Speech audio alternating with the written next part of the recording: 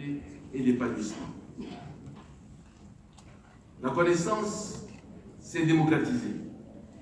La mondialisation a fait du monde un village planétaire. Nombre de barrières ont cédé face à la différente vague de la globalisation. À l'ère du tout numérique, le développement fulgurant des technologies de l'information nous impose un ajustement impératif de nos méthodes de gouvernance.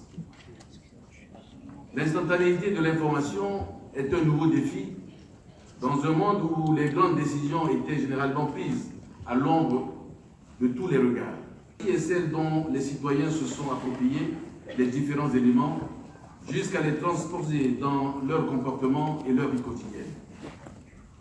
Sans doute est-il venu le temps de promouvoir un référentiel démocratique qui fasse que la vie démocratique soit réellement aux mensurations culturelles des sociétés d'une Afrique à la culture plurielle.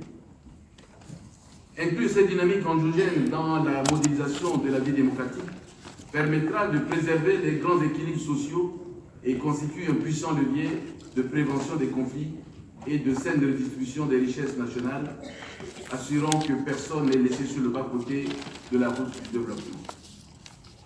Mesdames et messieurs, le deuxième axe de notre contribution porte sur les défis liés au développement, qui doivent être ressentis par nos concitoyens comme le résultat de l'effort individuel à une œuvre collective dont chacun aura une juste part des fruits de la croissance.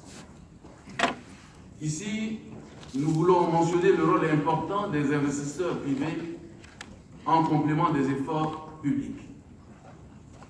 Dans le cadre de la République centrafricaine, nos premiers efforts ont été orientés vers la recherche de la paix pour créer les conditions minimales de l'amorce d'un élan de développement.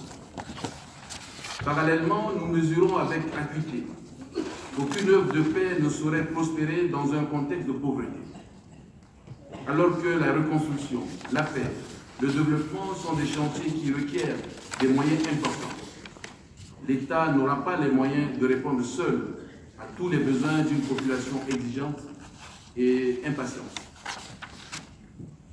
Le concours des valeurs des acteurs privés, dont il faut libérer le potentiel d'investissement, s'avère indispensable. À ce niveau, notre préoccupation est de créer des conditions d'investissement qui font que les investisseurs ne soient pas pressés de rapatrier leurs bénéfices dans leur pays d'origine. Nous savons par ailleurs que parmi les autres points qui crispent les relations entre les opérateurs économiques et l'État, il y a la recherche d'un équilibre entre la maximisation des recettes fiscales pour répondre aux obligations de l'État et la pression fiscale dont les opérateurs économiques se plaignent. Nous affichons la volonté et l'ambition d'établir un dialogue dynamique avec le secteur privé, dans l'idée de trouver les mécanismes de garantie qui incitent opérateurs économiques à réinvestir leurs bénéfices en République centrafricaine. Les instruments de renouvellement du partenariat Europe-Afrique doivent nous permettre d'innover sur ce point. La croissance inclusive et partagée, c'est aussi réinvestir dans le pays de production. Ensemble, nous devons développer des solutions innovantes à travers des mesures simples, fonctionnelles, équilibrées, permettant d'améliorer le climat des affaires en République centrafricaine sans léser aucune des parties. Il serait malvenu de décourager ces opérateurs qui, malgré les pertes subies, ont continué à croire à la République centrafricaine.